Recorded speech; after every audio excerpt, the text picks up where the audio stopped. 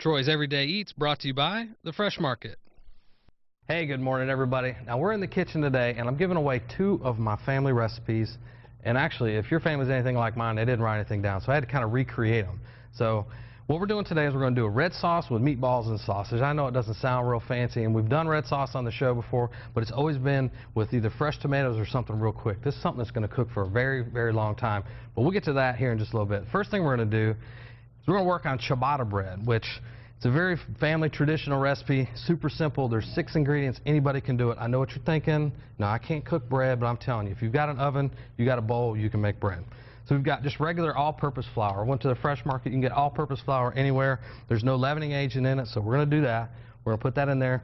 Season it with a little bit of salt, a little bit of yeast. Now, you don't have to proof the yeast for this recipe, which means you would just put it in the water. You would proof it with the sugar. We're adding the sugar now. So basically what we're doing is we're going to get all this put in here. Oop, get it all mixed up. And all that's doing is just kind of dispersing it through the dough. Now, if you're very talented, you could probably pile the flour up like you do pasta on a cutting board and make a well and pour the water in there. But I'm not that talented, so I'm just going to pour the water in like that. Well, the only thing you're going to do is just kind of mix this together until it comes together. So all we're doing is just taking a fork and kind of moving the water around, the flour into the water until it starts to form a ball. Now, anybody can do this, right? All right. Now, I've got my oven set about 425 degrees. Now, I have a baking stone. You don't necessarily have to use a baking stone. We got it set at 425 degrees, and I'm going to show you a neat little trick how to get that fancy crust that they get at the bake shop. All right, so what we want to do now is, now that's all kind of come together, we're just going to fold it a couple times, spread some flour on the board so it doesn't stick. Now, this dough is a really wet dough. It's sticky, and I did that on purpose, kept a little bit of the flour out of it because you want to mix it until all the water is incorporated. Dust your hands, dust the flour, and then all you're going to do is fold it in half, turn it. Fold it in half, turn it. A little bit more flour, fold it in half, turn it.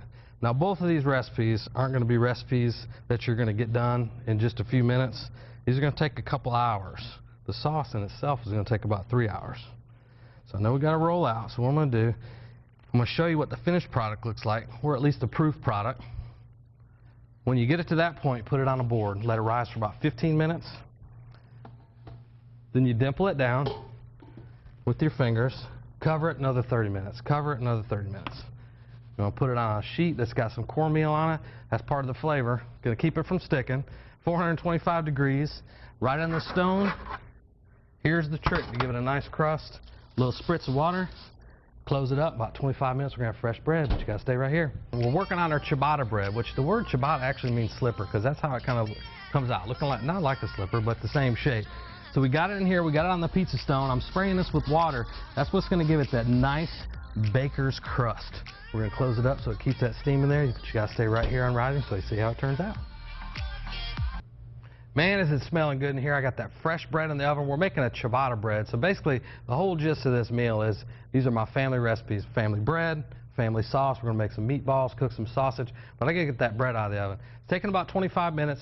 About every 5 minutes, we've sprayed the oven with water. It's cooking on a baking stone. You could do it on a baking sheet. Wouldn't be a big deal. But it's got that nice crust on it now. Hollow in the middle. Man, you can smell it. It smells so good. This is one of those things we're going to serve with the red sauce. You could always cut it up, serve it with a little bit of olive oil, maybe some herb mix dip, or even just some butter, Parmesan cheese. So what we'll do is we'll let that cool off a little bit before we cut it.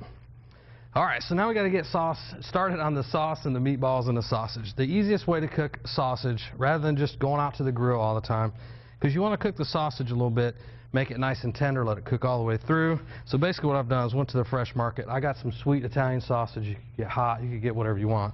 Just kind of what my family likes. So basically what I've done is cut them in half because that's the size I'm going to serve them in. Now what I need to do is I got the oven on, about medium-high heat. I'm going to cover, I'm not going to cover it, about halfway up with water. And what we're going to do is put this back on the stove, bring it up to a boil, and we're going to let it cook. And we're going to flip it a couple times. We're just going to keep flipping it and let it cook until all the water evaporates. Then you'll brown it in a little bit of that grease that's left in there. Then we'll put it in the sauce. So you definitely want to get that started first. So we'll get that going. Now I've got a pot with just some extra virgin olive oil. This is the whole key to this whole thing. It always starts with the base. The red sauce starts with the base. Again, this is going to be stuff you've got in your pantry. Olive oil, onions, garlic, some tomatoes. My mouth is already watering. So we're going to use just about all of these onions, but not quite, because we're going to use some of these in our meatballs. So we got the onions going here, that little low sizzle. That's what you're looking for. Now I've chopped up some garlic. And you use fresh garlic, you know, the kind you need to peel. You can always buy it in a can, I guess, if it's in the jar like that. So what we're going to do is we're going to use the rest of these onions in the meat. Now I've got ground beef, about 80-20. You could use ground pork. You could use a combination of the two. You could use turkey, chicken. But for my family recipe, it's always ground beef. So while you're away, I'm going to get these onions all stirred up and softened. I'll show you what we're going to do next. Hey, good morning, everybody. We're in here in the Rising Kitchen working on one of my family secrets. It's not even a secret anymore. We're going to share it with the world. My red sauce. It's not even my red sauce. It's my family's red sauce. So we've got the base of it started with just some onions and some garlic. Real simple. A lot of stuff you're already going to have in your pantry. We started with some canned product, which we put in there already, and I'm going to show you about that. Now with the sausage, it's got to cook in the sauce, but to get it started, we put it in a pan, covered about halfway full of water, let it reduce, and then we kept flipping it. So it starts to get just a little bit of color on it. Now we're going to put it right in here so it can continue to cook. And this sauce is going to cook for about 3 hours. It's definitely not something that you're going to get done in just a couple minutes. Not like our other quick red sauces we've done. All right, so we've got to add a little water to this, and you might think, well, why are you thinning all this out? Well, if you're going to cook it for a long period of time, you've got to give it a little bit of room to cook, because if you cook it without adding any water, then it's already going to be thick, and it's going to reduce and be way too thick. So now this is going to give it a chance to slowly reduce and thicken up. Now, if you notice, I'm pouring this out of the cans, and the reason why I did that, my grandmother always took the cans, when you put the tomato in there, rinsed it out, so you got every little bit of tomato out of there. Then we've got, well, this is turbo tomato. This is tomato paste. This is concentrated tomato product. This is going to make it super tomatoey, and if you don't like tomatoey spaghetti sauce, I don't know what other kind of sauce there is, really. All right, so we're going to get that going. Season it. We're going to put a little bit of sugar in there, not a whole lot. You don't want it sweet, but you just kind of want to balance out some of the acid in there from the tomatoes. All right, the key, dry herbs, not fresh, because it's going to cook for a long period of time. A couple tablespoons of oregano, dry oregano. Again, the reason for that, if you put fresh product in there, it's going to cook and it's just going to muddle the flavors. You're not really going to taste it. These are already dried, so they're concentrated, and they're going to cook nice and slow. What else do I need? Salt and pepper. We got the sugar in there. This is super simple and basic, and believe me, it might look simple, but it definitely doesn't taste simple. All right, so we're seasoning that. Our meatballs, we got 80-20 ground beef. You can add pork, you can add, turkey and all that. We're going to add some oregano. And I'm measuring it in my hand, but there is a recipe on WCCB Charlotte.